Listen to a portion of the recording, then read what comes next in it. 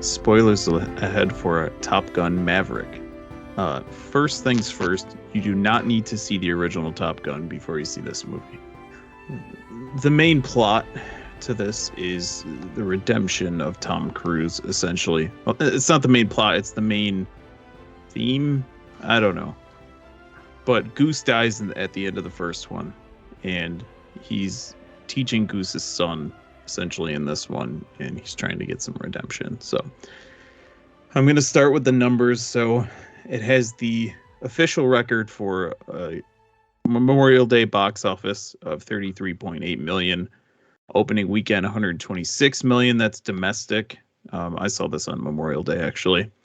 So currently, as of today, and this does not include, so it's June 4th. This does not include June 3rd's numbers because they haven't come out yet. $329,604,011, 124 million of which are international. So it is doing quite well. So I just wanted to say as well, I don't have any nostalgia for the first one. Straight off the top, I liked it. I've probably only seen it 2 or 3 times in my life, and it's been out it came out before we were born. So I mean, it's good, but it's not one of my favorites. Just wanted to qualify that. I don't have any nostalgia for this movie other than one simple fact that they play Danger Zone in the opening credits. I was so pumped. See, when you said it was one of because I'm pretty sure you said it one of the best movies you've seen this year. It is one of the best movies that I have ever seen in my life. Yeah. So when you said that, I thought, and I watched the movie, I thought, man, Dan must be a huge Top Gun fan. Nope. Because to me, the first half of the movie felt like it was 90% nostalgia. Really? I would describe this movie as the first half of the movie is an ode to Top Gun. They have shot-for-shot remakes where Tom Cruise is watching on along wistfully. He does a good wistful face, by the way. I don't know. I think this Tom Cruise guy is a pretty good actor. I don't know. Maybe I just don't watch enough Tom Cruise movies, but I feel like he's always kind of playing a slightly more cocky version of Jack Ryan. Well, let's be honest. Jack Ryan is playing Tom Cruise. Jack Reacher. Jack Reacher, yeah. Yeah. I'll definitely never mess that up every time. So the second half of the movie I really enjoyed, but the first half I was like, is this going to be the whole movie? I mean, they lost me for a bit when old Porno Stash was playing Great Balls of Fire. I mean, no one looks that much like their dad, do they? I would say he's probably the second main character. Yeah. But it overrode the other ones so much. And it kind of overrode the plane stuff too. What do you mean? And I didn't like it enough to enjoy it being that much of the movie. You're saying the relationship between Tom Cruise and Miles Teller overshadowed the airplane stuff? Yes, that is how I felt, yeah. Wow. Okay. Yep. To the point that when Tom Cruise chose Miles Teller as the wingman, I didn't feel like they did any build up for that. He failed on one run through the computer in the test run, and then there was drama, and then he chose him. There was never any character growth as a pilot before he became the most important pilot in the world. He didn't do anything personally to be chosen. Tom Cruise was speaking to Val Kilmer, aka Iceman, and the gal he's with during this movie. They're basically give him a chance. So the character development happens during the biggest mission ever to exist. Yeah, well, I would understand giving him a chance while he's training, but you don't give him a chance when the nuclear material is waiting to be checked in at the front gate. Well, everyone gets a chance during training. Okay, they're all doing the mission. Yeah, I don't know. I didn't follow that at all. I give him a chance. Okay, now we're gonna have a training montage. No. Now we're going into the mountain goat path plane trip. So there was no surely in order to go on the mission you had to fly it successfully once. Let me see them fly it successfully once. The only successful flight that happened before the big mission was Tom Cruise doing it. Mm-hmm. In under X amount of time. Why didn't they do that to begin with? Like, you can't do it. Like, oh, I'll fly it tomorrow. Oh, okay, go ahead and do that. No, he had to wait till he was grounded to even try to fly it. Because the initial intention of that captain or admiral or whatever the fuck he was, John Hamm's character, his intention was he's going to send these kids in to die. Yeah. And he had no other idea otherwise. So the conversation with the girlfriend was... The conversation with the girlfriend is what inspired him to try and get arrested by stealing a plane. Right. So fast forwarding to Tom Cruise gets let go because he gets shit canned from the gig because he still can't get any of them to pass the allotted time. The only time that makes sense, the very small window that they have to hit in order to complete the mission. None of them can hit it. Miles Teller's character is getting to the point, but he's going so slow that it doesn't matter because he'd get tracked down by the superior ships that the enemy forces have. Tom Cruise is fired, and the girlfriend's basically like, show him how it's done, and that's when he does it. Tom Cruise almost loses the gig because some birds killed the plane. Yep. Let's see. Can a bird destroy a plane? I guess if it gets into the engines, I don't know. Yeah, so birds actually have caused plane crashes. Yeah, it seems like a jet engine would just like make a meat pie out of it, but I guess like they're right on the edge of like physics, so they don't have room for a turkey too. Back to the beginning of the movie, Maverick is testing it's a man-made, man-piloted ship. Not, I guess everything's moving to drones and things like that. The admiral's coming into town because they need the ship to reach Mach 10. They're only testing towards Mach 9, so Maverick says, fuck it. He's not here yet. Let me jump in and get it to 10. Meanwhile, when he's hitting Mach 10, the plane's starting to rip apart, but he pushes it to 10.5 or whatnot. And the plane crashes. There's a pretty funny moment where he stumbles into like an old-timey diner. He's like, he chugs a glass of water. He's like, where am I? Little kid's like, Earth. Thought he was some kind of alien crash landed. It's pretty great. He's then fired from that job for taking and crashing the plane. This is when becomes a Top Gun instructor. The mission is, I don't know if the military does this kind of shit or if this is just glorified for, I'm sure they're into some shit, but there is a weapons base in, I don't know, whatever country, fuck-offistan, that has uranium and has they're constructing a base underground that will have the ability within 4 weeks, I believe the time frame was, to build weapons of mass destruction. Before the base is up and running, they need to destroy a subterranean base that's surrounded by a mountain. It's kind of like I don't really know how to describe it. It's like the Game of Thrones throne, the big back on it. So they have to come in from the front, do a dive down, shoot the base with 2 different rockets, and then coffin corner up over the rest of the backside of the mountain. Why they couldn't spin around, I'm not sure the physics of it. Why they couldn't do a quick 180 rather than coffin corner, I don't know. But yeah, if they can fly out from that direction, why couldn't they fly in from that direction? And essentially, a good chunk of the first half of the movie is training montages and Tom Cruise fucking with these people. He gets in a plane with them. They're doing all sorts of tricks and maneuvers and things. He beats all the students in a 2-on-1 dogfight. I want to ask this, though. Why isn't Tom Cruise in a Marvel movie? He's too good for it. Probably too expensive for it. Like, I guess, like, what's the population of people who are going to go see a Tom Cruise movie but wouldn't see a Marvel movie without Tom Cruise in it? Miles Teller plays Rooster, who's the son of Goose, who was Tom Cruise's wingman in the first Top Gun, who died. Rooster blames Maverick for that. And also we learn in this movie that Maverick kept Rooster out of the Navy per the wife/Rooster's mother's dying request because she didn't want her son to die just like the dad did.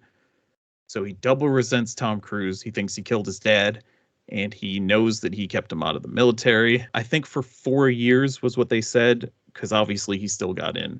He that character does have the best line in the movie when because it's been a lot of the movie with him like hesitating, which makes me wonder how he became one of the best pilots of all time when he's choking nonstop. Yeah. Like that must have been a real weird class. But like Tom Cruise is like, listen, don't think, just do.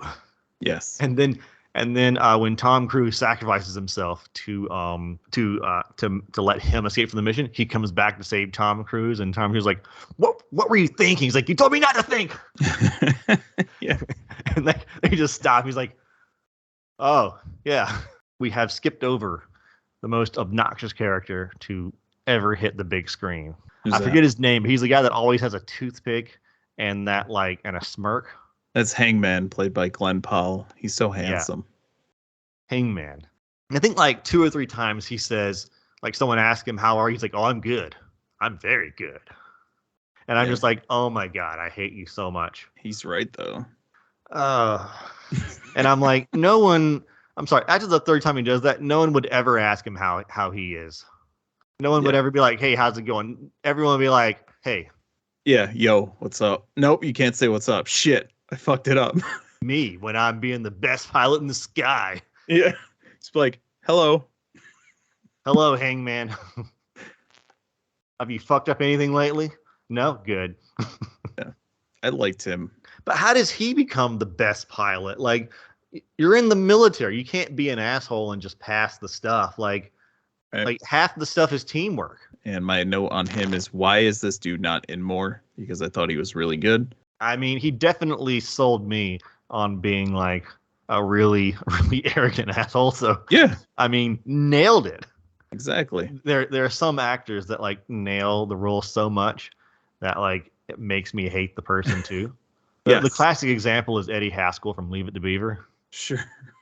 And like the little girl from Little House on the Prairie, she had people like throw glass bottles at her because they hated her character so much. At a child, by the way. Like, maybe stop blaming actors for having characters you don't like. When you went to this movie, before it started, I don't know how early you got there, but were you able to see any of the previews? No, I try to get there like just as the movie starts because previews get really repetitive. They had a preview for Mission Impossible: Dead Reckoning Part 1. So there's going to be a 2-part Mission Impossible 7, possibly the end of the series. So 2023 is Dead Reckoning Part 1. 2024 is Part 2. I'm pretty excited for that. The last few Mission Impossible movies, you think, oh, you get up to 6, it's going to be trash. No.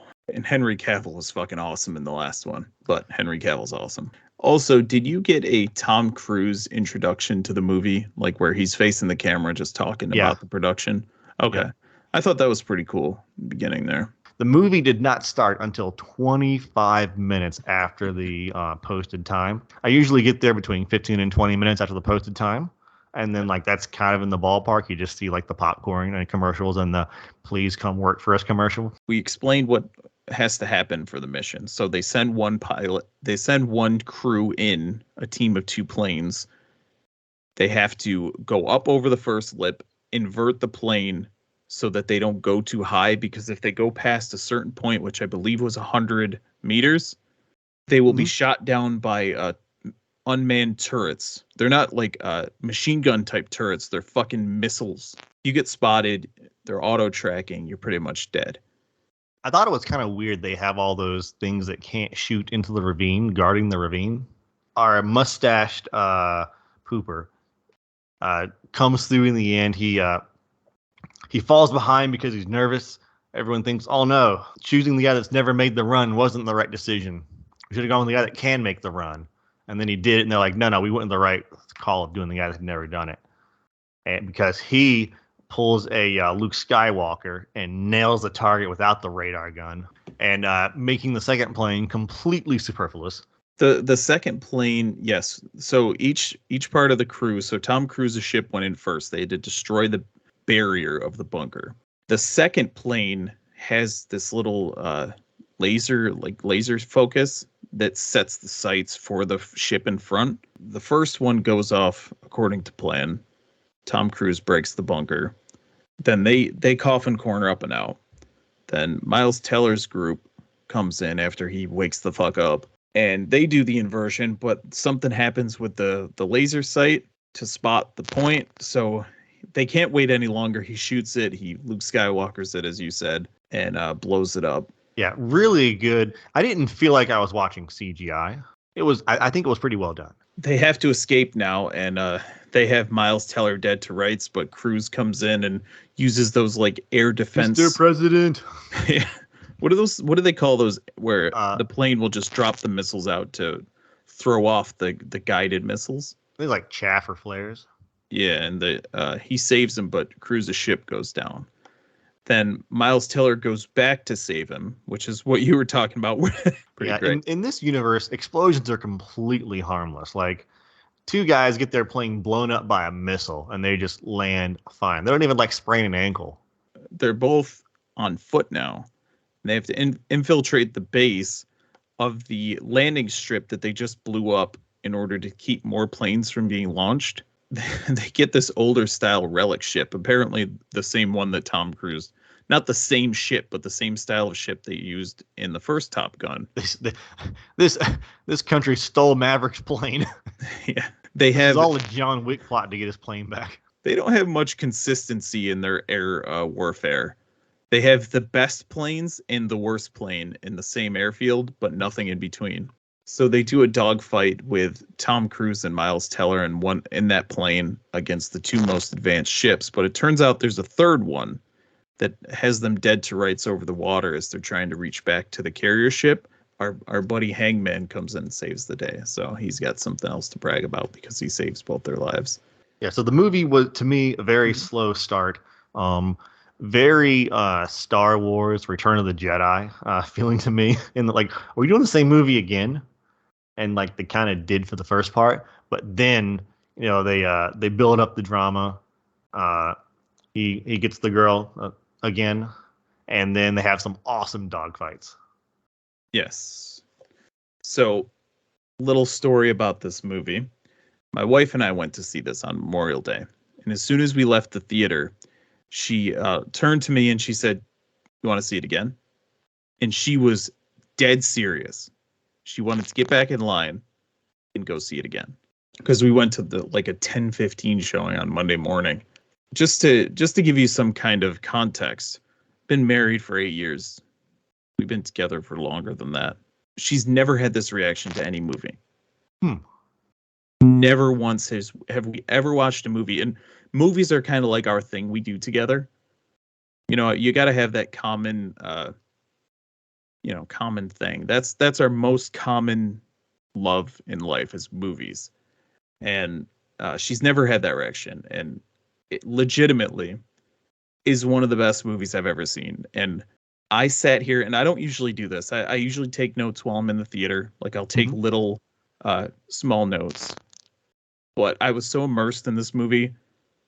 I kept everything away. I waited like 4 days to write my notes. And I don't usually do that because I was just sitting, and anytime I would get some downtime, I would think about the movie. It's one of the best theater experiences I've ever had. Like if you get a chance to see this in the theaters, it's fantastic.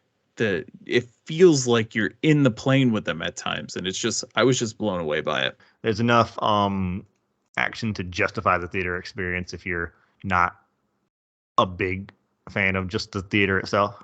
There was some love interest stuff between Tom Cruise and Jennifer Connelly, but it was mostly brief and didn't consume the movie. There was a minor subplot with Val Kilmer, who was in the first one. Apparently he had throat cancer in real life, so that wasn't some kind of weird thing they were just doing. Yeah. He couldn't talk during the movie. I guess he can't talk in real life now because he had throat surgery. So they did some kind of CGI thing, some sort of voice recording thing from a previous movie, and interlaid it. That didn't consume the movie, thankfully. It was very brief. Val Kilmer does die, unfortunately, which I thought was a weird choice because if he had throat cancer in real life, do you really want to kill him in the movie? That's your choice. I mean, it's kind of like the Paul Walker thing from Fast and Furious. The dude died in a car wreck. Do you want to kill him in the movie? No, you let him walk off into the sunset. But I digress. It had some of the old mixed in with the new, but again, common theme of my notes here. It didn't consume the new stuff. It had a lot of references to the first movie, and it also tells you about the stuff that happened between Kilmer and Cruise, between Goose and Maverick, so you don't really have to see the first one. I would say if you like this one, you should still see the first one. I would say it's like a sequel, like Wolverine. It was kind of like goodbye to the character. Logan? Yeah, Logan, yeah. Wolverine. The movie Wolverine. There's actually a movie called The Wolverine. It was the second one of 3, but go ahead. Like I said, my read of it was like the first third was like hey guys, remember how good Top Gun was? And then the second, and then the rest of it was this one's also pretty good. I would be surprised if they do another one after the way they did the send off. Yeah, I don't think it's necessary at all. Unless they want to do like a new generation of Top Gun, and then Tom Cruise is like the admiral or something. I don't know. Yeah, or he's still the instructor, but he doesn't get in the plane this time. He's kind of a side character in the whole thing. And then my last question: is this the best sequel ever made? And if no, what is? I have 3 written down here. Okay. And in my opinion, these are the 3 best sequels ever made, and Top Gun is right there. So we'll call it the fourth. My big 4: The Empire Strikes Back, which is Star Wars, the second one; Terminator 2: Judgment Day, brilliant movie; and then Captain America 2 is one of my favorite movies ever made. Captain America: Winter Soldier. Let's give it our ratings, and we'll go to the IMDb ratings, and then we'll wrap it on up. Yeah, for me, I would give this one like a 7.5 out of 10, I think. The parts that are good are really good, and the parts I did not like are enough to detract from my enjoyment of the movie. Okay. I would not enjoy a rewatch of the full movie. I would need to fast forward parts of it. This will be the 8th movie I rate on IMDb. This is the 8th movie I've ever given a 10 out of 10. If you'd like the list, I can give it to you. But this movie is phenomenal, and I would not change a single thing about it. I'm not a military guy. I'm not super into planes. I loved everything about this, and the redemption story wrapped in all of this stuff. It's kind of like when we talked about The American Underdog, that football movie. The story itself is incredible, and then you put this shiny coat of paint on it of awesome fucking dogfighting. It's like, come on. 10 out of 10. Top Gun Maverick. IMDb rating, 94,000 plus ratings on IMDb for an 8.7 out of 10. I don't know if we've come across ones that have been rated much higher by the general population, because typically we're either kind of in line with them, or they kind of shit the bed. But yeah, Whiplash, which is the only other movie I've given a 10 out of 10 on this show, was an 8.5 out of 10 on IMDb. So I can't imagine giving Whiplash anything less than a 9. Right, and we what are you looking for? Did you not like this coming? Yeah. On that note, this has been Media Men Online. Bye.